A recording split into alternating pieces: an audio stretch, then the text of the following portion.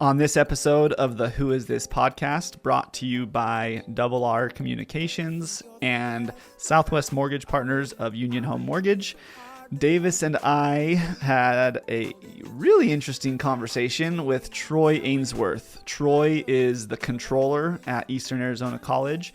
He's just a really fun guy. He does all the numbers over there. So we talked about how he kind of got into accounting and the industry that he was in before, and then how he ended up here at the college. And yeah, very interesting conversation. I hope you enjoy listening to it as much as we enjoyed having it.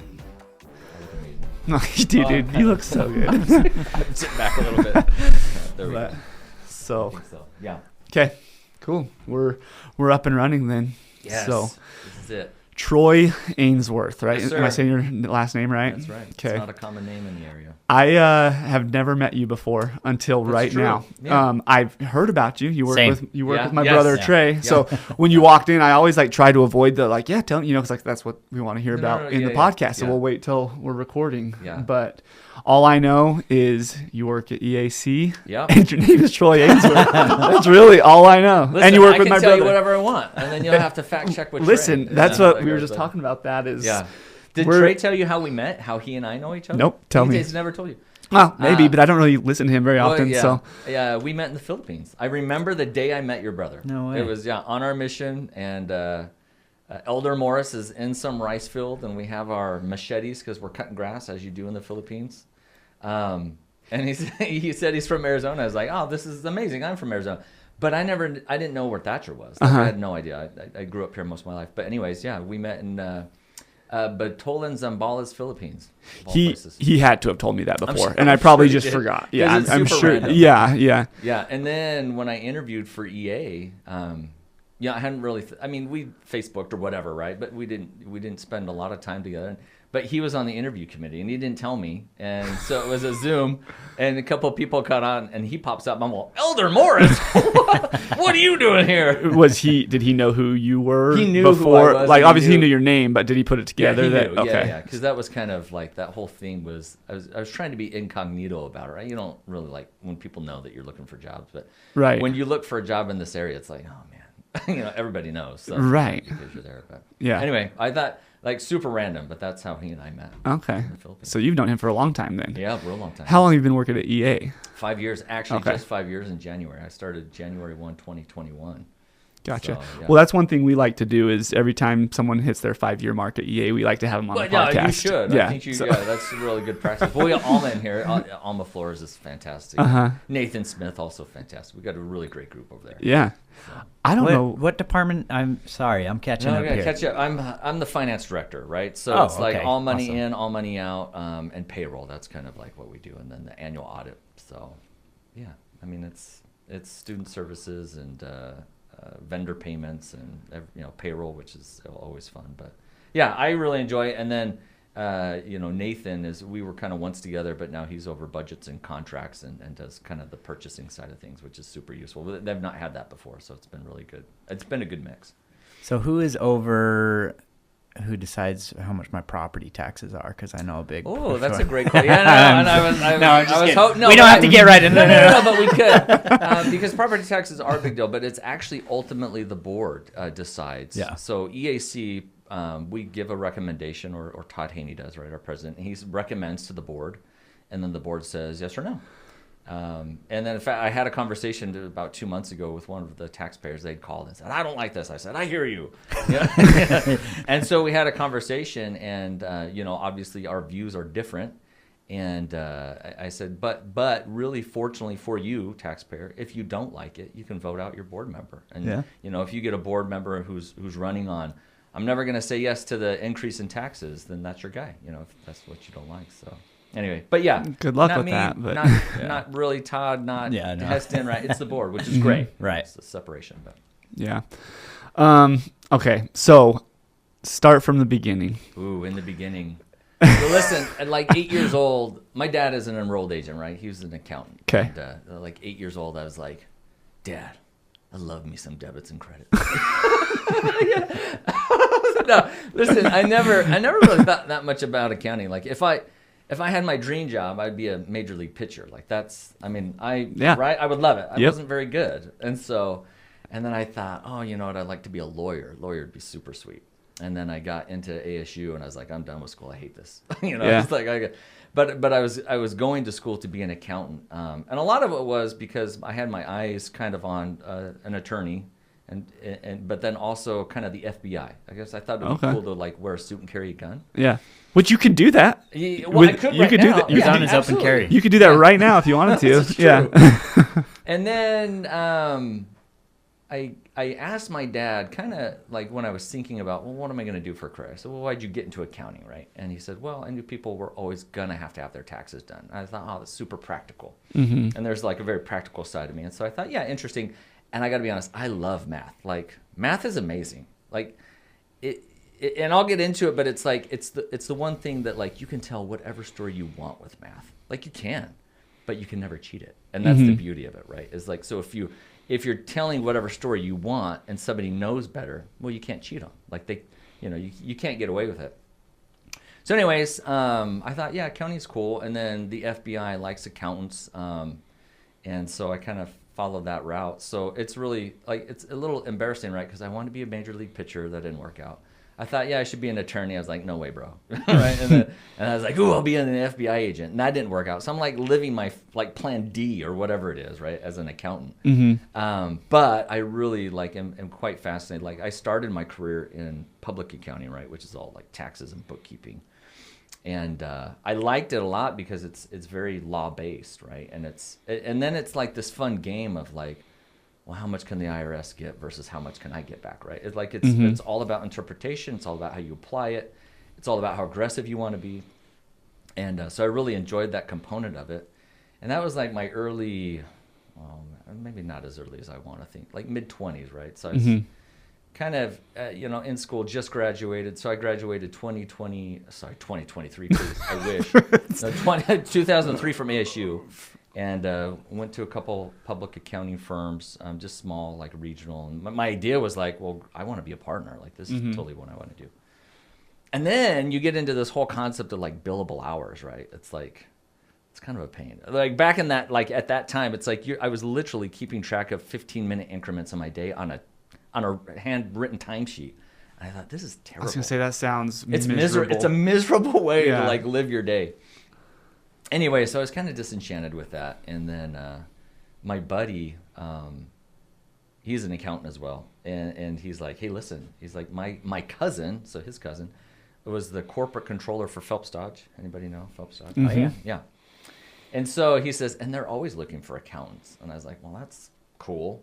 And so I called him kind of out of the blue. His name's Steve Palmer. Such a funny dude.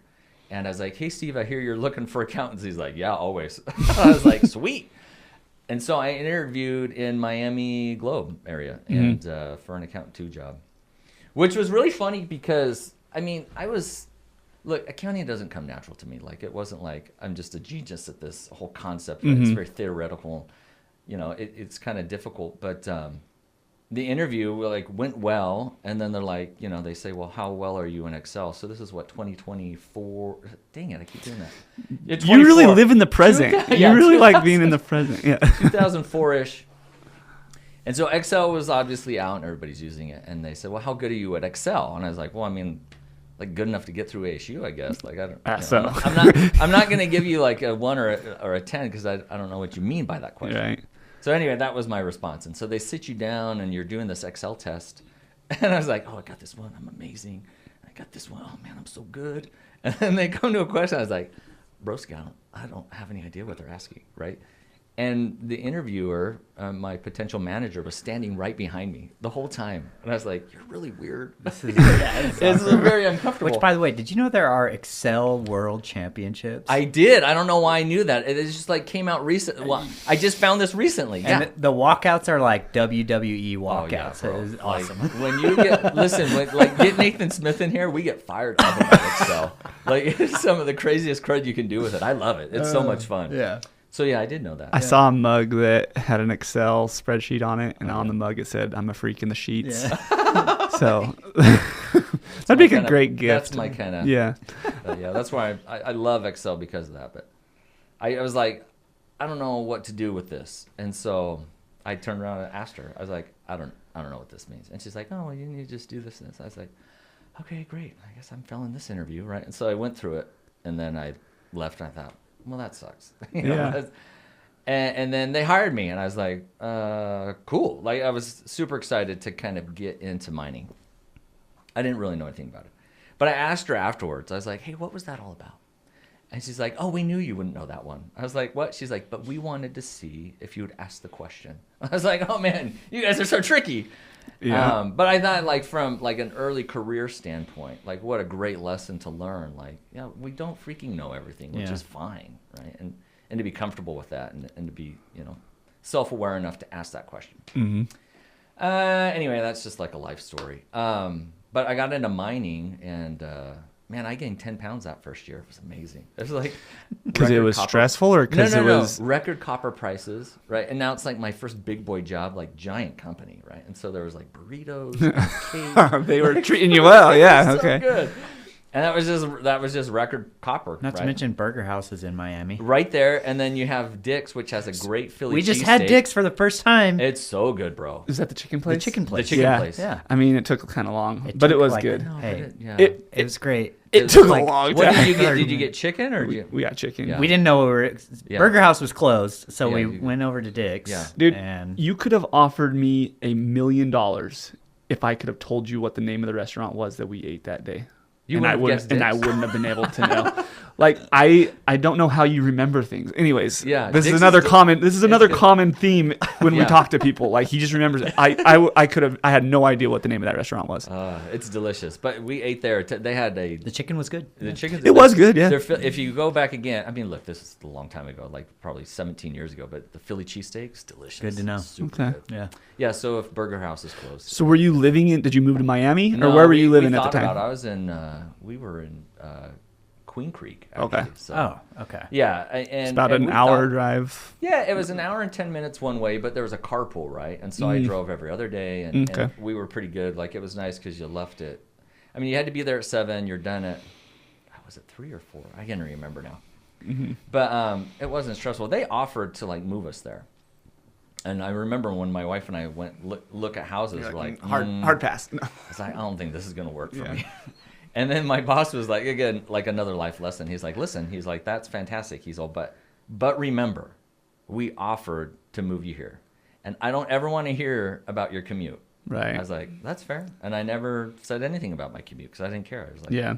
I like this job and I like living where I live. And An hour drive on a commute sometimes is. I mean, I do a lot of driving. That's where I do a lot of good thinking. Yeah. You know. I drive a ton. It might be Like, different in a carpool because you have to talk to people, but No, but you didn't. That was the beauty of it. Actually, in that carpool, I read Moby Dick, which Oh. I don't know if have you ever read Moby Dick? no. Oh my gosh, dude. It's such a painful read. Like, I'm glad that I read it because, it's Moby Dick. But there's like 100 good pages in the beginning and like 100 good at the end. But then like the 1,000 in between, like literally 1,000 in between, it's all about whaling. Like, there's a whole section on like how the brain smells. It's like, oh my god. Anyways. Interesting. Yeah. Yeah. So we didn't talk. You really didn't have to talk a ton. And as long as you're close with them, right, you can just like be okay with the silence. Right. So yeah, I was there for I was there 2.5 years there, and then I transferred here to. I don't know if you remember when Freeport had a downtown main office in Safford, right next to the bank. So I worked there for 2.5 years. Okay. And then 2008 hit, and like everybody's getting laid off left and right. This is where I was. Did you guys know Nathan Smith at all? Mm-hmm. Yeah. Yeah. So he was my supervisor, and At Freeport. at Freeport. Okay. Yeah. When I moved here, he supervised me. It was like everybody's getting laid off left and right. Nathan Smith is Kenny's brother, right? Yeah. That's Yeah, that's okay. right. I'm just Yeah, making that's right. making That's sure the that's the family. right Yeah. Smith. Yeah. Yeah. I know Nathan. Yeah. Yeah, he's a good dude. And so then 2008 hit. They were going to move my job to Phoenix, and I was like, I don't know if I love that. And then I had an opportunity. I went up to Colorado, worked for a Japanese-owned. Get that mic Oh closer. yeah, a Japanese-owned gold mining company. Yeah. And which was super fascinating. I'll tell you, like, I think I had in my head what it would be like working for a Japanese company, and it wasn't what I thought it was going to be like. And I'll let you. there's just You so can many- do what you want with that. Yeah. But it was Not as much anime and Ramen. Yeah, I didn't get sushi every day. Yeah. I did. There was this one guy though. His name was Yuji. Super nice dude. And he was one of the Japanese reps that worked in our office. We had a really small office. There was 4 of us, I think, in Denver, and then we had the mines were out in like Winnemucca, Nevada area. And Yuji couldn't hardly speak English. I felt super bad for him, and I felt like, man, you got to feel so isolated here. And it comes out like I think he had gotten in trouble, and so they shipped him out there like to Colorado. And I could tell when he was getting yelled at because he was like, hey. Like I could hear it through the wall. I was like, bro, I'm super sorry. I don't know what you did, but that sounds terrible. I felt really bad for him, but it was really fun. Like that was a cool experience. Gold is just interesting. And like you work all dang day, like all day, all month, and you move just as much material as you're moving out of these copper mines. And then you end up in the day with like this, they call it a doré bar. It's like this big and it looks super ugly. And I guess it's worth a lot. But it was really it was an interesting experience. And then, look, I'm going to kind of tell you a history of like, I've worked for these junior mining companies. It's like a tidal wave of bankruptcies that like I got into and then got out like right before it really hit. So that was one common of them. denominator here. Yeah, I know. What were you doing in these companies? No. I was just doing math. So apparently there's a consequence when the math is wrong. Yeah, people don't like that. But anyway, like what they were doing is like they just maybe math should start cheating. And I know. I was just telling the right story. But they wouldn't reinvest into the company. They kept pulling the money out and not reinvesting. It's like, that's not going to work. And you can see it won't work. Like you and so like you kind of see it early on. So they closed my office and like, hey, you want to move to Winnemucca? And I was like, broski, I know where this is going. And I don't want to be stuck in Winnemucca trying to find a job. So I was like, nah, I think I'll go do something else. So then I went to work for a coal mining company. And you guys ever heard of Trinidad, Colorado? No. Okay. After the podcast, Google what they're famous for. It's super funny. Like, yeah. Just tell us. No, I want you to look it up. It'll be look it up right now. I'm looking it up right now. Keep talking. So I go to Winnemucca. It's a coal mining company, underground coal. And Trinidad, Colorado. Trinidad, Colorado. Wikipedia will tell you, because it's super Wikipedia. reliable. We have ChatGPT now. Man. Well, try Chat. Ask Wikipedia. Chat. I know, but that's where it was originally. I had to Google it too. So these guys were production to or they weren't producing yet. They were getting there. And so it was kind of cowboy, like super cowboy. And coal mining, my experience with coal mining, like they're a very cowboy group. But 3 months in, I was like, I went home to my wife and I was like, listen, we can go find a job I want right now, or in 6 months, we're going to have to find a job. Because they were committing fraud. I was like, I'm not going to be a part of this. I called their CFO, who I'd worked closely with. He was out of Toronto. And I was like, listen, I'm going to leave. And I said, and I think you really need to come and take a look-see at what's going on down here. And I said, and also, I'm not signing a thing. It's like, I'm out of here. Anyway, did you find it? Yeah. Can you give an example of how a mining company commits fraud? Oh, yeah. I mean, it's super easy because especially in this investment environment, right? Oh, so they're just lying to investors. You're just lying to the investors, right? They're talking about their quality, how much they have, and it wasn't there. How did the CFO respond to that phone call? I think he was... Was he already aware and kind of just putting a blind eye to it? Or no, okay. he was a pretty straight dude. Like I really liked him, and I felt bad for him. Again, he got into it not necessarily because he was a miner, but he wanted to do the fundraising and stuff like that. And then like I'm looking at it and thinking like these guys are just lying, dude. Like that's like you got to come fix this. And sure enough, 9 months later they closed their doors. Wow, they went bankrupt. I'm good on you for being able to see that. Like that's I mean, awesome. But that's the beauty of like math, right? Like it's obvious. It doesn't lie. It doesn't Yeah. lie. Like we walked into I was their first controller. Like before that, it was just whatever was going on, and they had a warehouse probably full of stuff like any mining warehouse would, and they didn't have an inventory. They had zero. They didn't have an inventory register. Wow. Yeah, nothing. So I spent 1 full month and we did 4 full cycle counts trying to identify, hey, how much you pay for this? Everybody's like, I don't know. This is about what it's worth. I mean, it's crazy. It was crazy. Sounds like me and my personal budget. It sounds like everybody in their personal budget. Trinidad became one of the first cannabis boom towns in the U.S. after Colorado legalized recreational marijuana in 2014. Is that what you're looking that's for? not the one I was looking for. For a while, it had more dispensaries per capita than almost anywhere in the country, especially serving visitors from nearby states. Maybe you should. Is this it? The sex change That's capital the of the one. world? Dude, they put that on like number 5 on the list. That should be up there. Yeah, that's the one people want to hear about. Yeah, that one was that was a really fun one because the sex change. When you capital got there, of you're the like, world.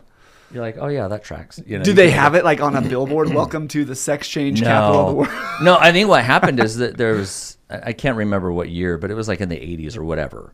And a doctor was like into helping people who wanted to do that, and he wanted a quiet place that nobody would bother him, and so he set up shop there. There you go. And he was there for years, and then I think he had retired before we got there. But everybody told me, and I was like, "Oh, that's hilarious!" And so I tell people because I do. I think it's better to read it than it is for somebody to say. The worst part about this is Davis will be able to repeat it years from now. He'll be able to bring that up in a random conversation somewhere, and for me, I'll remember it today and after 3 days. Well, you and I feel like are very similar, and actually, that's why I brought this because I don't remember numbers, dude. Like I can't remember them, and I can't do math in my head. My wife gets super mad, like easy math. I'll be like ooh and she'll kind of do it her way, and she gets very very close. And I was like, I don't know how you got there. But she does, and I just think I don't have Excel in front of me. I'm not doing it. My thing is I just don't trust myself as much as I trust when I can plug in the numbers. So I like to, and I'm a careful person. So I think we are a lot. See, I think I trust myself too much. I feel like it's a challenge when there's a easy math question where it's like not easy but like kind of tricky. Yeah. I want to throw the dart and see how close I get. You just tried it out. And I'm afraid to be wrong, so I'm like, I don't even want to guess. Yeah. Well, and I think I'm gun shy because I've been wrong a couple times in my career, like early on, and I was like, ooh, I don't like how that felt. Yeah. And I put somebody in a precarious spot, and I was like, I'm sorry, Yeah. So I don't. Like when Heston asks me, I was like, I'll always verify. Yeah, see, but I'll be way wrong. And so it's worse to give for me. Yeah. It's worse for me to give a number and then come back and they'll be like, you were 100% off. I was like, yeah, I'm sorry. See, yeah, that's what I'm nervous about. But if you can get close, do it. But I can't. Maybe I should stop though. No, I like it. In my job, giving them a number and then being way wrong. Lock you in our job, you've got to walk a thin line because you don't want to be. $50 could make a whole. You don't want to overpromise something because then they'll go somewhere. Or no, well, if you overpromise and then you can't follow through, they're mad at you. But if you're too careful, they'll talk to someone else that's going to overpromise. And so that's it. You guys have a difficult environment, like because look, anytime we're dealing with somebody's finances, it is super sensitive. Oh yeah, like.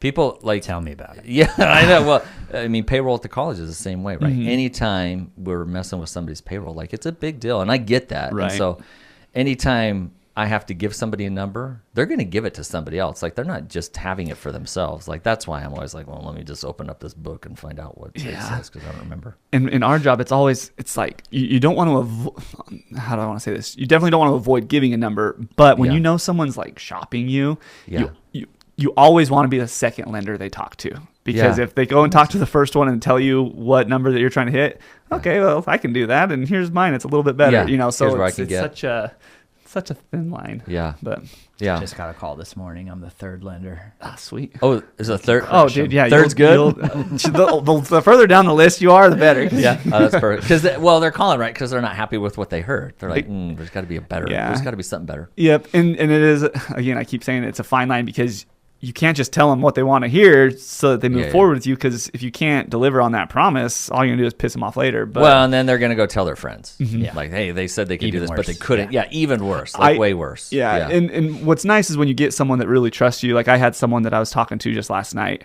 Well, I've been talking to him for a couple of weeks, and I had gotten him pre-approved, had given him estimates, just verbal estimates on here's what you should expect for your monthly payment, all that. And then he went and talked to another lender, told that lender what I said, and the other lender just blew my estimates out of the water. And so when he came back to me, he's like, hey, I'm going to use with this guy. I was like, well, one, you're not even under contract on a house yet. So in all honesty, anything anyone is verbally telling you could be complete BS. Yeah. And ended up being that was the case. Like he was like, look, you know, he told me the number that he gave him, and that includes flood insurance and everything. And I looked at that and I was like, he's way off. Like you need to be careful. Get a loan estimate. Right. And so I talked to him last night. He was like, yeah, he backtracked hard. And I was like, yeah, I mean, so it's nice having that. You earn that trust with people so that they trust your estimate, that it's not just what they're wanting to hear, but it's also a competitive number that you're going to help save them money and all that. But, well, and again, kind of like back to math, right? Like oftentimes people believe what they want to believe and they remember what they want to remember, right? Oh, yeah. And they'll like I've had times where like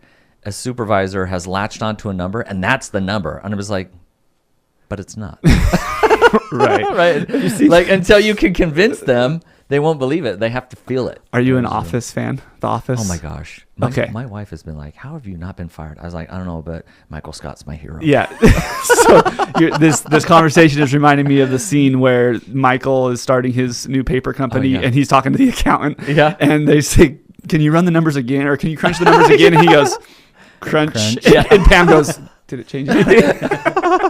I'm glad that you love The Office. It's so fun, dude. I have Office fans here. I have 4 buttons on my desk now. One's a yes, one's a no, one's a goat that just screams. It's a screaming goat. But then the other one is an Office one with the Jello, the stapler and the Jello. Nice. So you push it and you get all the off. Anyways, that's awesome. That's why I love The Office. Yeah. Sorry, sidetracked. No. Anyways, so then I went to Kingman, Arizona. Okay. Copper mine out there, and man. That was such a fun job. By far my favorite job like I've ever had. A junior mining company, but the leadership was really strong, very technical, but super chill.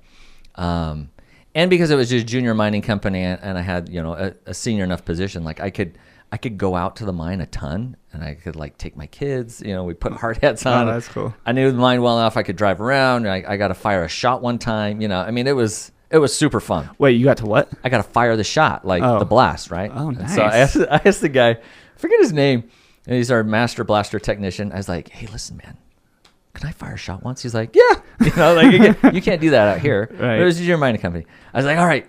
And so he kind of like, he tells me, he's like, listen, you know, you're like a quarter mile away or whatever. He's like, they're going to count down. I was like, yeah. You know, I'm like, the accountant. I was like, okay, count down. Yeah. And he says, they're going to say, fire in the hole. I was like, oh, okay. And then you're going to fire the shot. I was like, okay. He says, now listen. He's like, 2 thumbs, same time. Not too hard, but not too soft. That's when I would have been like, okay, never mind. Yeah, it was really funny. And so I was like, okay. So then, I mean, it's legit, right? They count down, and then they say, fire in the hole. And I was like, now. And he looks at me. He's like, now. I was like, okay. So I push, shoots off. I was like, how was that? He's all, best I've ever seen. It was so fun. You missed your calling. I was like, bro, you're the best. Anyways, so I did that once. But that was a lot of fun. But so here's some more math, right? As we get into it. So math will, like when you're thinking about investing or getting a mortgage or, you know, doing whatever, like math will tell you what you should do, right? And it'll also tell you what you shouldn't do. But the problem is then we get emotional about it, right? We get tied to this idea. And this was one of those properties that the group of guys, we're smart, right? We're successful, and it is an old mine, but they were bringing it back, right? Because record copper prices, and they got married to the idea, and they dumped so much, like $100 million probably they dumped into it. And I get there, right, and now I'm, you know, doing the finances, and the first year is like, okay, you know, you kind of feel like, we're gonna, you know, we're making this, and then a year in, you're like, it doesn't feel like it's getting better, right?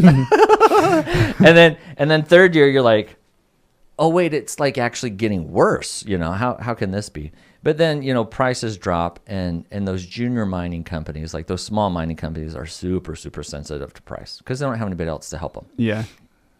Price drops, we're gonna go bankrupt, right? Like we are too leveraged, we can't make our payments. And so, you know, we go out to market, like to be bought, and, you know, it was a super cool experience, like from an accounting standpoint. And, you know, we bring people in, we show them, hey, look how great we are, but we're filing bankruptcy. But we're, you know, but we're amazing, but we suck. We're, you know, we're not doing very well. And they knew that, right? And that was, yeah.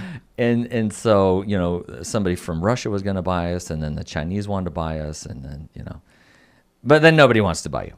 And so at the end of the day, like I remember, like we were super transparent too with like all the employees. We probably had 400 employees, and we're like, guys, we're going through bankruptcy. So a junior mining company is still a pretty big company.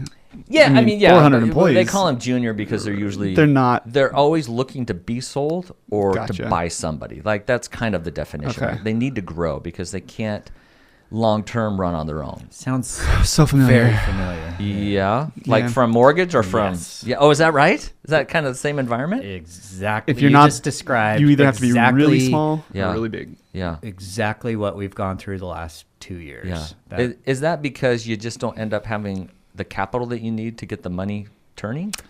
I don't. Like what drives it? I Well, I think the first one sounds like a pretty big mistake somewhere that kind of forced the sell. But yeah. in general, I'd say what drives it is the bigger you are. Like just what you said, Yeah. they have the more support. They can More capital, live. more resources with regard to technology and Mhm. They can pivot when the market changes. They can live through the hard Yeah, times. yeah, and that's junior Yeah. mining. They can't do it. Yeah. They just can't survive it. So that's kind of where they found themselves. And anyways, I remember. So jumping to the end of the story, when they closed bankruptcy, they owed the bank $85 million, and they sold for 10. I mean, it's terrible. Ouch. It was really, really rough. But what happened is that these guys, instead of looking at the reserve and looking at the true resource and looking at the financials and not what they wanted the financials to be, but just looking at the numbers, they did what they wanted. They didn't do what the math told them they should do. They should have walked you away. gave them an inch and they took a mile. Oh, yeah, Yeah. like 10 100 million miles. Yeah. Well, and I like what you said that the math will tell you what you should do, but Yeah. you're absolutely right. And I think this is in life in general. Emotion Oh, is yeah. such a bigger, it plays such a bigger role than facts. Like Yeah. I feel Oh, like yeah. emotion, people live their lives off of emotion, not Yeah. off of facts and reason. Yeah. And yeah. I Too mean, much. I yeah. think too much. And what's funny is I feel like we see the two extremes of that as far as like you'll have a borrower that his debt to income will be 15%, but Yeah. he just does not want his payment to go any higher than 15. Yeah. And so he won't like he will He'll not just- he buy won't do what it. he could easily afford. Yeah. But then you'll have the guy where he's like 56%, but he wants the house that'll take him to 80%. Yeah. Well, yeah. He's like, I'll be fine. That's why I tell people all the time, like, my job is to tell you what you can qualify for. Yeah. Your job is to decide what type of payment you want, what you're comfortable with. What you can be comfortable with, Yeah, yeah. and it's crazy. Sometimes people they're literally just right on the edge, Yeah. like as far as, but they're like, they love the house. And so Sometimes the I blame emotion. real estate agents too, because you'll tell them this is their limit, and that's the only price range they'll look at. Yeah. If not a little over. Yeah. Right. Yeah. Oh, you have real estate Yeah. agents. You have real estate agents that say, yeah, their limit is 310. Okay, we found this house for 325. Do you think they can make that work? You're all, No. I don't think that's possible. Like, Yeah. do you understand math? I feel like you don't. Yeah, but go back to the client, even though they're going to be strapped and they know, like they love that house, and so the emotion Yeah. gets into it, and they Oh, yeah. have that idea. And I think there's an element of that being a good thing. Yeah. I'm trying to be careful how I want to say this, but I think if you have an emotion or something that you really love and it's going to help make you work harder Yeah, so that you can motivation, afford that, yeah. so I think that there's an element to that too, but Yeah. you gotta be careful because if it doesn't work out, Yeah. Well, you're yeah, gonna have I issues. think because emotion drives action, which is great, right? Like math doesn't always drive it. Math drives action, especially if it aligns with your emotion, right? Oh, yeah. If it doesn't, then it's like, oh, I don't really love that. But yeah, I agree with you. I think like that is what moves us to action, is like that emotion that drives us. Mhm. But so anyway, one of there are a couple times in that bankruptcy is really weird because it's like it's legalized theft is what it is, right? Like we owe you $85 million, but we're not going to give it to you Sorry, because we are bankrupt. Yeah. Oh, the office. I declare bankruptcy. I didn't say it. I declared it. It's such a good show. But I remember we had a bank representative there, right? So he's an accountant, and what they're telling you to do is get as much supplies as you can on property before the specific date, because once they're here and after this date, we don't have to pay for them. Like that's what he was telling me to do. He's like, go out to your vendors and deliver grinding media, get diesel here, get blah, blah, blah. And then we won't pay them for them. I was like, 100% I'm not going to do that. And if you want me to do that, I'm going to just leave right now and not wait till the end of things, which would have been like for them, right? Like understanding your role in that process. If vendors saw me leave, right? Because their relationship with the mine was with me, right? So I quote unquote was paying them. So if I left, that was going to be the end of it, right? Like they'd be like, yeah, we don't trust this banker guy. Wait, say it again. What they were asking you to do that you did not want to do. So what they were asking me to do was encourage vendors to deliver materials. And then not pay for those materials, right? Because to float those materials to you. Yeah. Because by definition, I wouldn't have to pay for them. So that when the bank accountant came in and saw the materials, they're like, this company's doing better than. No. They just, what the banks wanted was materials to support the operation so that they could get through bankruptcy. They wanted a buyer to come buy it, and it's very difficult to do if you're not operating. Yeah. And it's cheaper for them to get materials delivered and then not pay for them than it would be to, keep paying for them throughout the process. So, but anyway, I told that guy, I was like, I'm not going to do that. And he's like, okay, fair enough. Right? I was like, okay. So that, that actually worked out well. But like, again, from a career standpoint, like ethically, that was, I think the first time like my ethics had ever really been like, you're going to do this. Yeah.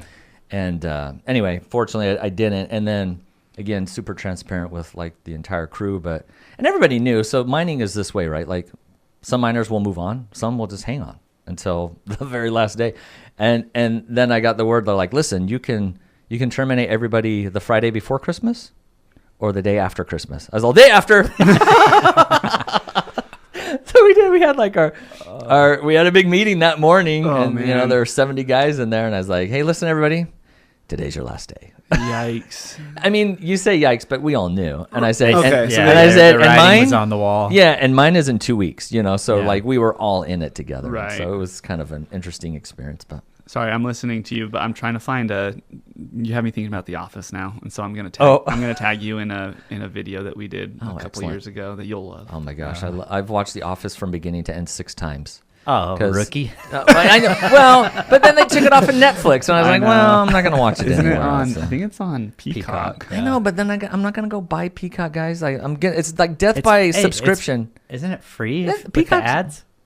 Is it? I think so. I don't think I pay for Peacock. Yeah, what? I don't think with the ads? Yeah. All right, I'm back in. I'm back on. Because that's what I watch when I'm on the treadmill, because I hate running, dude. I hate it so much. But also, I love like ice cream and cookies. So it's like this.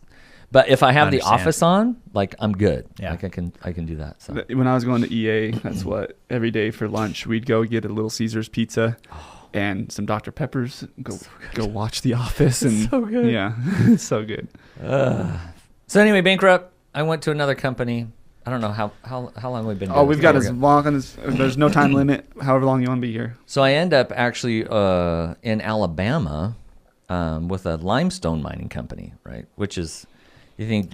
Okay, hold on. Yeah. What kept you in mining? Why? I just love it. No, seriously. Listen. That's what it's. Yeah. The theme that here, makes sense though. Like you're used to the terminology. You're used to. You get a niche. Yeah. Right. And so I mean, but it seems like what you had been going through. It seems like at some point you'd have been like. Well, but I was still young, and this is the well, not the problem, but this is where I was in my career. I was I'm not judging. No, it's a great question because I knew what position I wanted to hold, and I also learned very quickly like the quickest way to get there was being willing to move, right? Yeah. And if you weren't willing to move, you were going to get locked in, and you were going to lock down really hard. And I also knew nobody cared about my career more than I did, right? And so they weren't incentivized to help. So. My idea when we lived here and went up to Colorado, we wanted to come back in 5 years. But then the economy was weird, and you get into this. But just like most in industries, you get to have a niche for it, right? And so I'm a controller in a mining company, which there's not a ton of. And when you are a controller in a mining company, you usually stay somewhere for a really long time. And I loved it. Again, I got to do a shot, and then when I went into Alabama. You should just text Courtney and say, send me this video. I know. I'm listening, I promise. No, you're good. Even in Colorado, like I'd been underground, 1,400 feet, doing fixed asset audits. Like in Alabama, I was underground. Say that again. I'm underground And Your office is underground, My 1,400 feet? Yeah, I mean, that Whoa. day it was, right? I go under. Oh, like you went to count. So Okay. this was a slope mine, right? Yeah. So I walk about it's a quarter mile into the slope, and then you're just walking around looking for equipment. Like, oh, there's that haul truck, and there's, that. And it was the same thing in Alabama. So now I'm in Virginia at a limestone mining quarry. And do you want to know the difference between a quarry and a mine? Yes. You know- Oh, wait. Do you know the difference? Isn't a quarry above ground? No, well, you have an open pit mine. this is- Oh, yeah. Oh, Right? okay, That's no, I about- don't know. Yeah, I didn't know either. Can I guess? Yeah. I'm going to be so annoyed if he knows. A quarry will be for materials that are not ores. It's interesting. It doesn't have to not be ore, but it is just the type of material that you're mining. But yeah, so it's a lime quarry. I'm counting that as a Yeah, that's a as- win. Yeah, that's I don't no. I would know. get. I Hey, think my- I'd give it to him because No. that's All pretty right, close. Because I asked when I went to Alabama and I got into limestoning, I was like, "Hey, why do we call it a quarry?" Because I didn't know, and I've been in mining for 10 years at that point. Anyways, so underground. Now in the east, there's a ton of water, so I'm underground. I'm mid shin deep in mud, and I hear a river, and I'm every bit of 1,500 feet underground, and I don't mind being underground. But when I heard the water, I was like, me no likey. Yeah. It's like, this is weird. That's like fear number one is being trapped and then Oh yeah. water filling up. Yeah. Oh, my gosh. Now it's interesting because a coal mine, like the seam is really low, so like you'll be in a section where it's a 7-foot roof maybe. But in a lime quarry, see how I did that? It's open. Like it's like a 4-story building that you're just, it's open as all get underground. out because it's all lime and they're just mining it. It's just volume. Well, But- that would make me nervous. Yeah, I know. That would No, make me nervous, man. surprisingly, but the water running really did make me nervous. I was like, ooh, I don't like, because I knew there were spots where they had to plug the holes. And I was like, Why is it, do I feel like I would be more nervous the more open it was when I was underground? Like, obviously, Ooh. not if I'm like tight, Yeah, know? yeah, But yeah. if I was in like a big, I feel like like a cavern, it Yeah, looks like a easier giant to- cavern. yeah, like there's not Cave as in? there's Yeah. not as much ground holding itself together. So like Yeah. I Well, feel like I'd and- be more scared. That is interesting because with limestone, they are mining around pillars, so they leave big pillars to Holding keep it up. but in coal mining, they secure the top with like mesh, like it's a mesh fence basically. All right, so they drive these 3-foot nails into this mesh fencing basically, and that's what's holding it up. So my experience, the failures with that mesh fencing is much greater than the failures in an open pit Yeah. pillar. Yeah, It's interesting, but which makes sense. I don't know. All of it, yeah. If you don't like the underground, and again, I was just in there like counting trucks. I was like, oh yeah, I see that truck. Oh, was that a generator? Or, yeah, I see it. Check. That was my job. And then also like up on 100-foot silo, right? Like dipping, like checking how much lime is in that silo, and then like doing the math. Right, here's your volume and your this and that. See, kids, it pays. Like you might need that sometime. But that's why I stayed in mining, because it was just super fascinating, fun. The people are super cool. I wasn't in an office all day long. Like, at that point, it was probably 25% travel, right? And I'm just going to these different areas like Canada and California and, Virginia. It was beautiful. Anyway, then I end up in Vegas. There's mines in Vegas, if you didn't know. Same company. Oh, okay. I was gonna ask if it was a different company or No, they were transferred you. cool. They were like, "Hey, listen, if anything ever opens up in the West, you want to go?" And I was like, "Yeah, because that's home. Like that would be great for me." And anyways, great experience there. But then COVID hit, and Vegas had 37% unemployment, and I knew my position was being looked at being reduced with that company that I was with. And we're like, mining sucks. It's like, it's so cyclical. Just changing so much. Yeah. Yeah, my kids were getting older, and we'd always kind of had in the back of our minds like we wanted to live here. My wife's from here; she's a Bodine, so Marcia Bodine. Okay. Danny and Sheila, her parents, Michael and John and Dale and David, her brothers. Okay.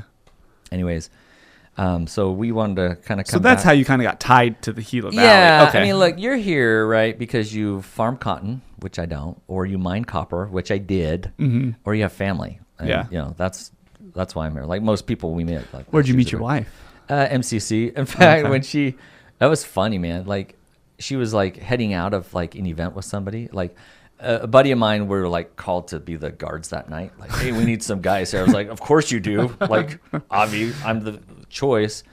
Anyway, she was ditching out, and I was like, hey, I was trying to talk to her, and she's like blew by me. I was like, what in the world was that? Like, hey, where are you going? Yeah. Like, But anyway, I finally meet her, and I was like, where are you from? She's like, Safford. And I was like, legit. I was like, is that California? Because I just didn't know. I was like an idiot. Like, I grew up in Tempe, and I didn't know.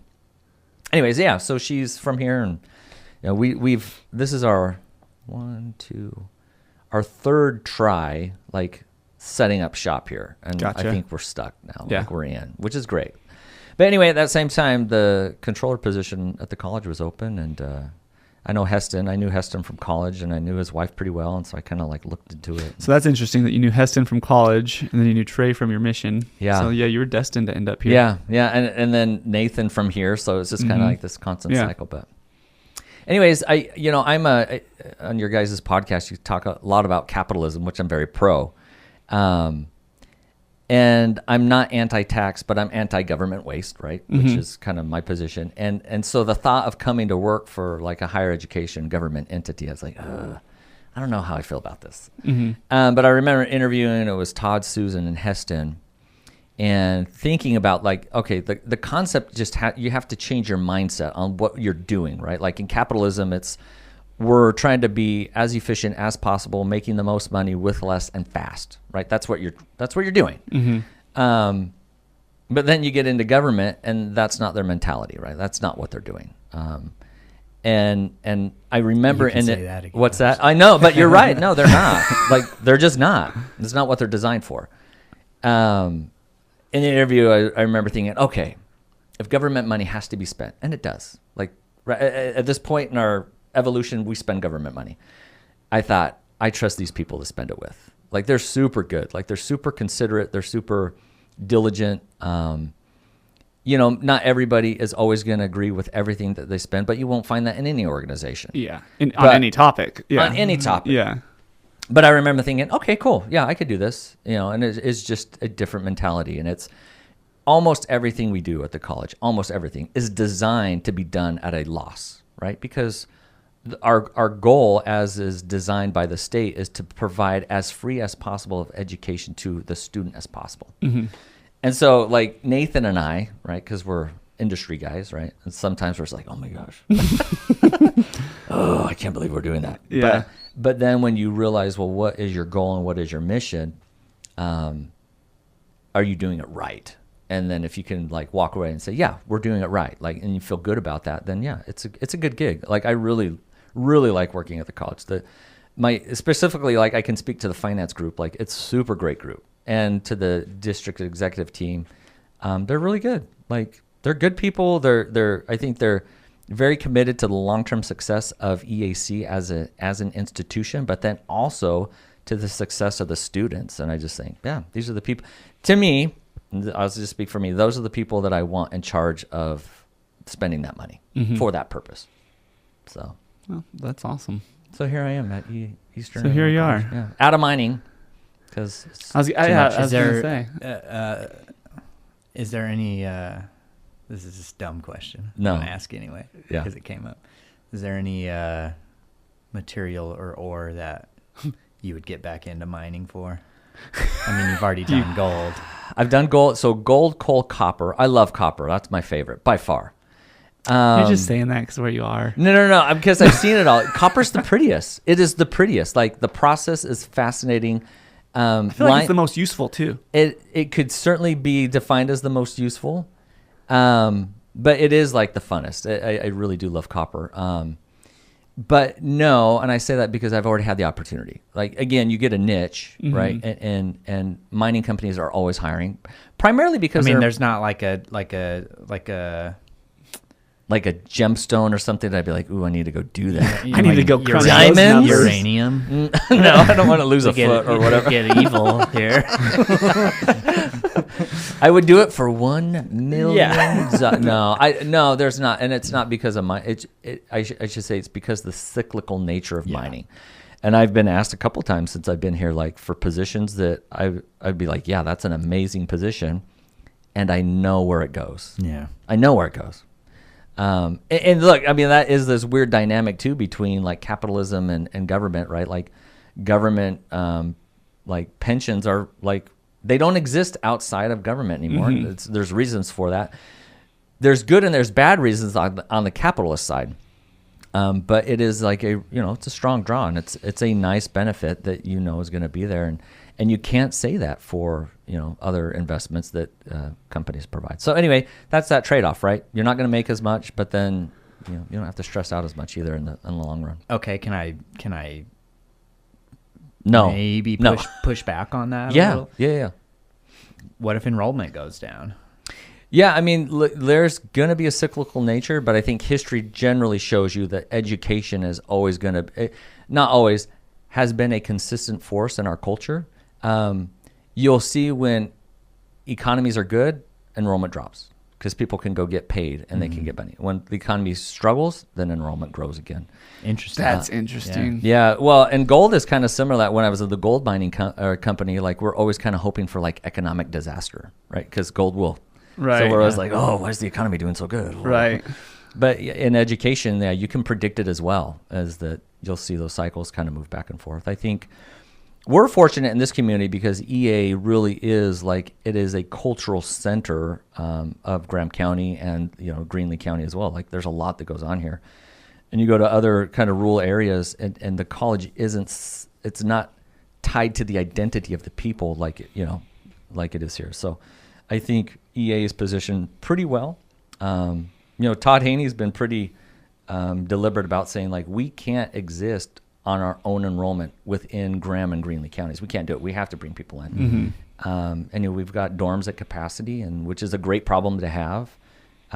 So yeah, I think there's always ebb and flow. There's ebb and flow in every industry. Well, not with all the construction they're doing right now, you've got to assume the college is pretty healthy. Well, the college is healthy, but also look at the other growth that's going on in our community, right? Like there is an interest and an expectation that growth is going to continue. Like you don't put a U-Haul facility like we just put in if you don't think the growth is sustainable, right? Right. And I know it's a small thing, but even that native coming in, right, which is a chain, it's they're putting some money into that. O'Reilly's, they built their own building, right? So it's kind of all there. I think it's hard to find anyone that thinks that this place isn't going to keep growing. Yeah. It's just, I think it's just going to keep growing. I do too. Well, I mean, the mine is expanding. So here in Safford it's expanding, not just out at Morenci. So yeah. I think we're in good position. I think so too. Yeah. I think so too. And I love, Let it be said. I love our community. I love the community, and I'm glad that's going to keep growing. It's funny because there's some people that we don't want it to keep growing. I understand that too.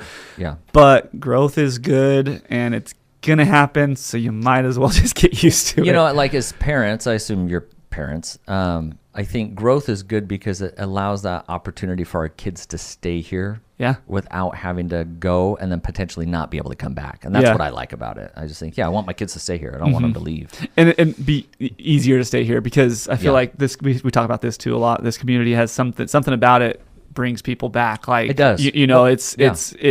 If you grew up here, there's a pretty good chance you're going to live here. Yeah. Then you have the people that are just for whatever reason are like, I'll never move back. And okay, that's fine. But I like that. That's a great point. It's going to be easier for our kids to stay here because I feel like in general, people want to stay here. It's a really cool community. Well, I grew up in Tempe, right? Like I was Price and Baseline, McClintock High School, ASU.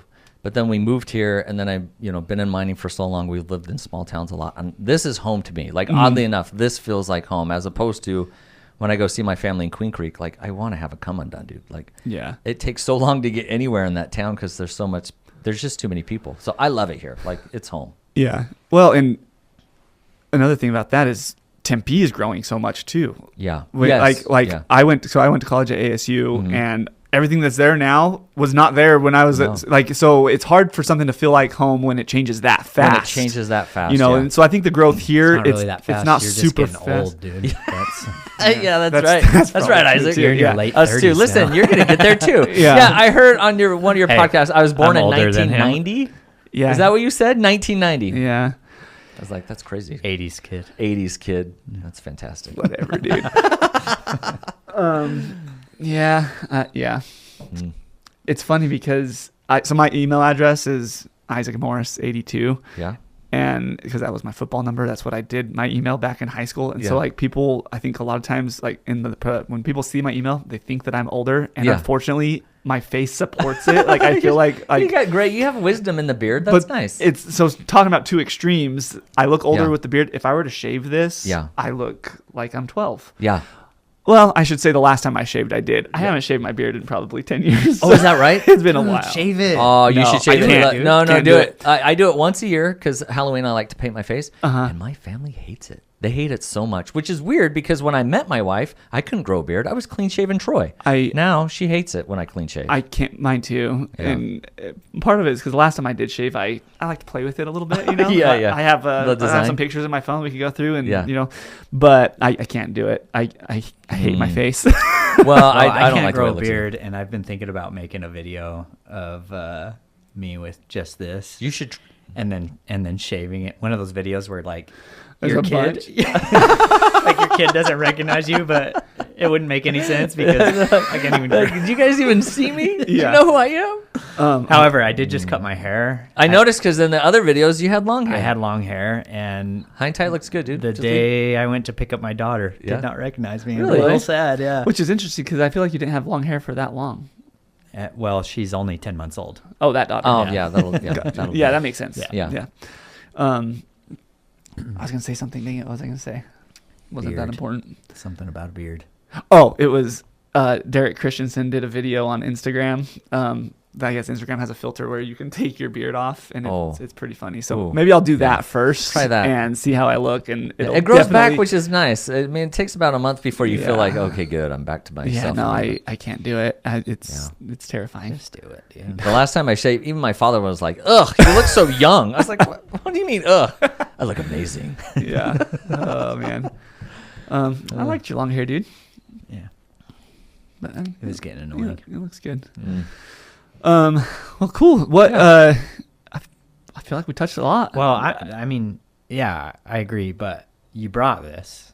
I did, in case you had any questions, you were going to ask me financially. I was like, I don't remember any of the questions I have. Like, What were some questions you prepared for that I can ask you right now? well, I think like a good one, let's see, like we're talking about property taxes, right? Yeah. So Eastern Arizona, it's interesting because by state definition, we don't qualify to have a state-run college here, but we were grandfathered in, right? And so, and I'll touch on this, like the question of the taxes came up.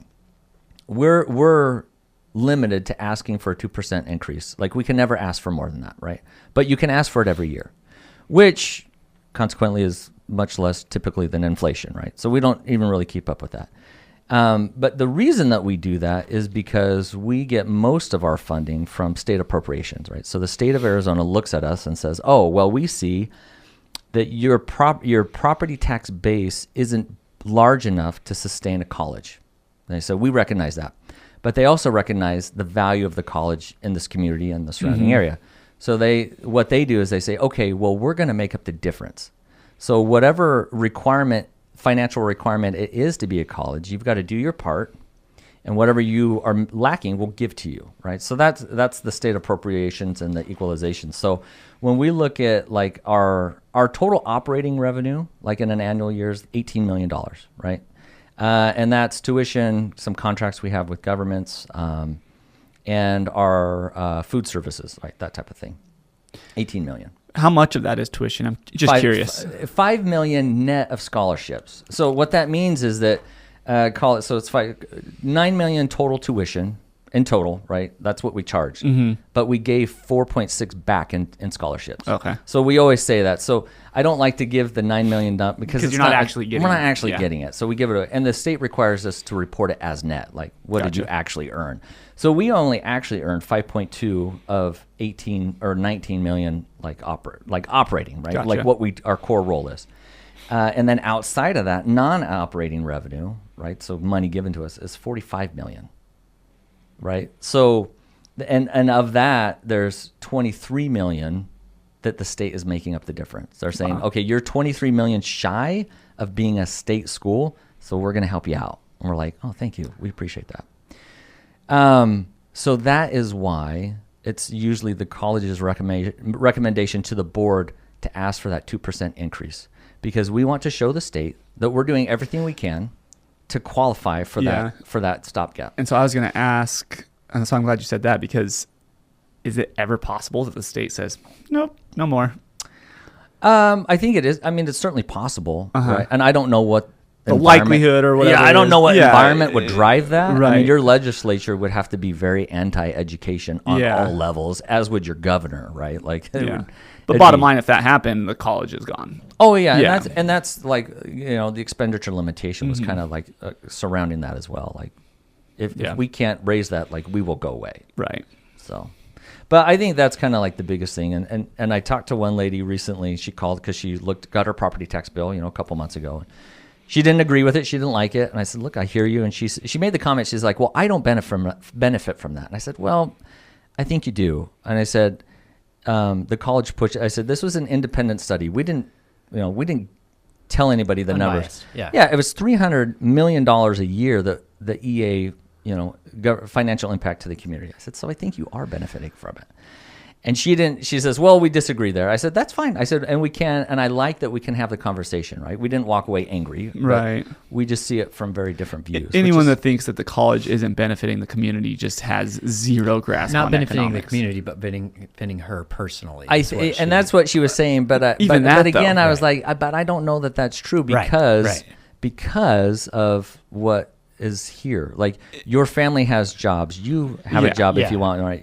So it's difficult to say that. Like, it's easy for her to say it's not benefiting me directly. Right. The college is not paying me money. That's exactly right. But you are benefiting. Being benefited. Right. From, you know, whatever. A couple years ago, there was something on the ballot that was a big expenditure limitation. Oh, like you just talked about that. We wanted that reset. Yeah, that was a big deal. And that again, like, from an accounting perspective, like, super fascinating, because that Constitution, it's in the state Constitution. It did what it was supposed to do, which at some point in time forces taxing bodies like the school and like towns and municipalities to go back to their voter base and say, hey, you know, do you like what we're doing?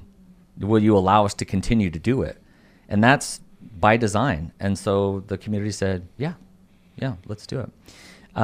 It really comes to a whole formula, but it's just saying, well, you can't spend this amount even though you have it. And if you do spend it, we're going to penalize you to the point that you go out of business. It's really weird.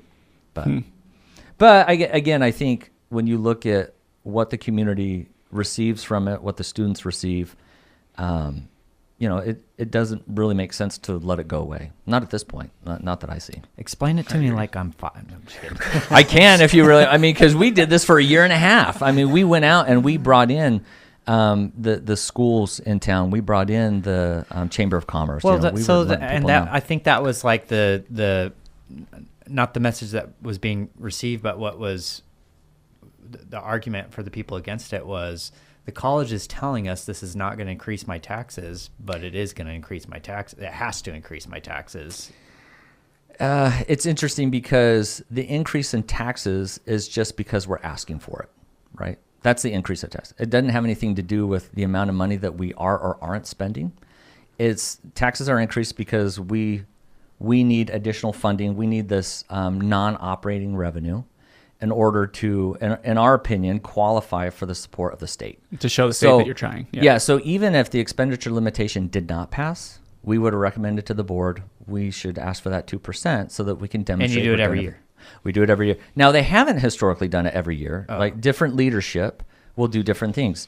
And I'll tell you, the years that it wasn't asked for is the college was operating in the red, right? So they were spending more than they were bringing in, and they were giving raises, right? And so you're not asking for money, you're giving raises, now you're operating in the red. You've seen that before as far as how that turns out. Oh, guess what? Yeah, I know exactly what phone call I got to make. Right. And this isn't just a bias, it's just what the math shows you. When the new administration comes in, that loss switched. It went back to the black. And there was years where they didn't give raises, and they didn't feel like they could. Mm-hmm. And they started asking for that 2%. And in fact, what happens if you don't ask for the 2% one year, you've built in capacity. So the next year you can ask for 4%.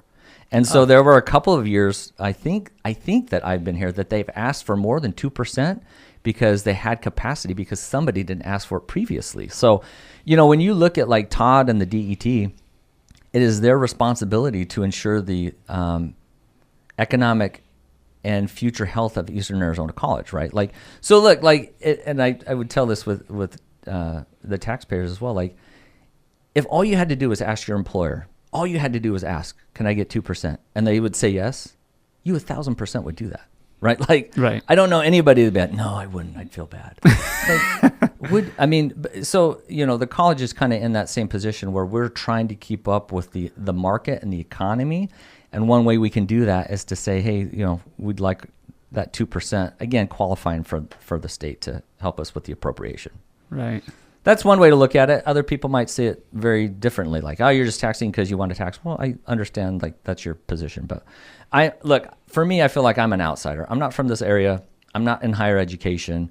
I'm a capitalist. And when I look at, like, the things that we're doing, the reasons that we're doing it, I think, yeah, I'm on board. I'm good. Mm-hmm.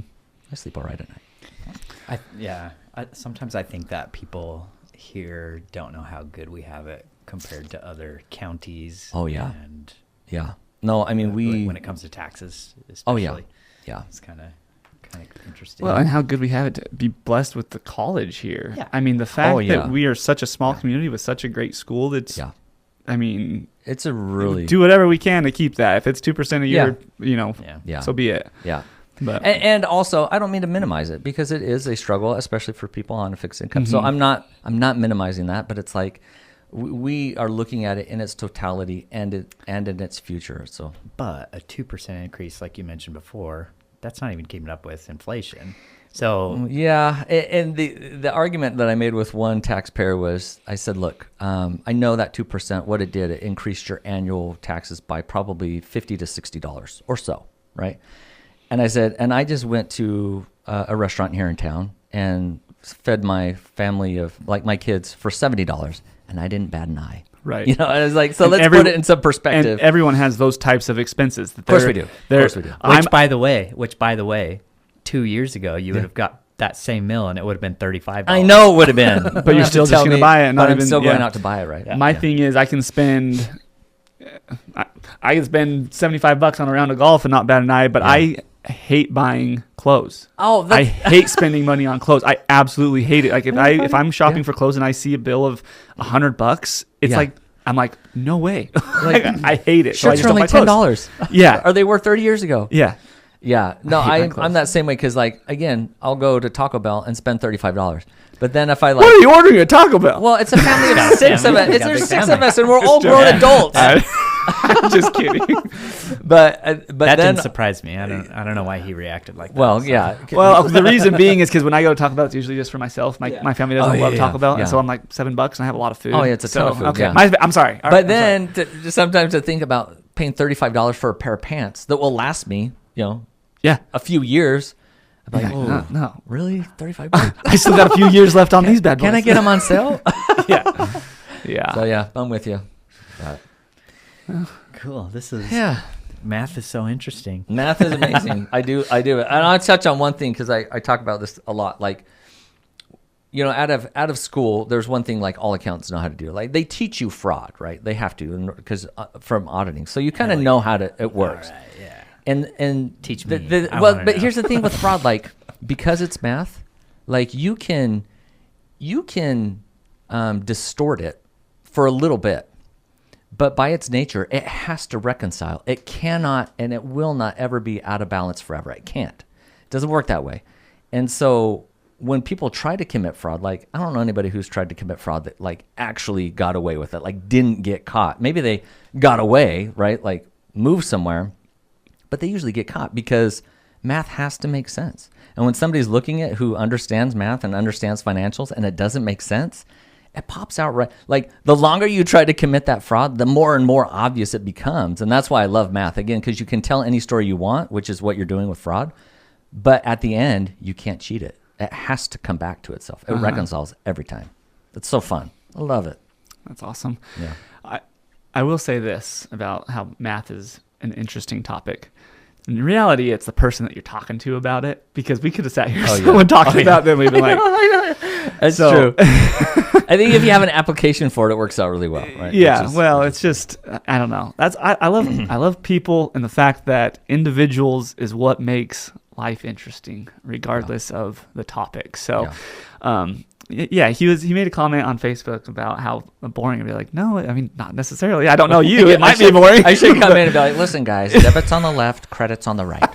That's how we do it. but no, in all honesty, I didn't really know what to expect today, because I have never met you before. Yeah. But this has been a very fun Yeah, it's podcast, been fun. and I've really Yeah. enjoyed it. So You guys got to thank get you for Trey your out here. I time. don't know why that guy. He and I will come says in each no. other. I know. We come in, we close the door, and I was like, listen, and we'll talk about something. And he and I sometimes are on different sides of the spectrum, but somehow we come to like a resolution, which I love. What spectrum are you talking about? Well, let's I'm talk. just kidding. Well, like he came, this was his question to me the other day.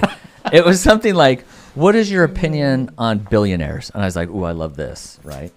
And we were pretty opposite, but I think at the end of our conversation, we kind of like still had our opinions, but kind of identified like a fairly mutual solution to the problem. Anyway, but it's fun. Yeah, He's no, good. I wish you would come on the podcast. I don't Me know too. why you won't. Listen, you I just think need enough it's- people it's- calling him out. I think that he's nervous about it being. Oh, yeah. But what doesn't make sense, because he's never been shy about No, he's sharing not a his shy dude. opinions on Facebook, which I love. Like, Should I put it in his annual review? Like, hey, listen, you're gonna have to go and do this. yeah, you should keep Little unrighteous dominion. Yeah. So I don't know what it is, No, but but no, I appreciate you guys letting me come by. But absolutely, it was a lot of fun. right. Glad that we have someone like you at the I college. hope you don't take offense to this, but no. 100 times better than what I was expecting, because I didn't know I you. know. But That was the point I like was early making. on Yeah. in my career, because I understand like the stereotypical account. I know them. And early when I was like into accounting, like mid 20s, it's like mortgages would happen a lot. And they'd say, well, what do you do for a living? I tell them an accountant. And I can remember 3 times there was a pause. You don't seem like an accountant. I was like, and I would always be like, thank you. Thank you. No, when you made that joke on Facebook when we first started talking about it, because of the joke that you made, I was like, all right, Yeah, this will be that'll be all all right. right. He's Yeah. got a sense of humor. So Yeah. So no offense to all the accountants out No, there. no, listen, but you accountants know who we're talking to. yeah, absolutely. Awesome. Cool, guys. Cool. Thank you. Troy, This is thank fun. you, man. Thank you it's so a lot of much. fun. It's great meeting you. like Gucci.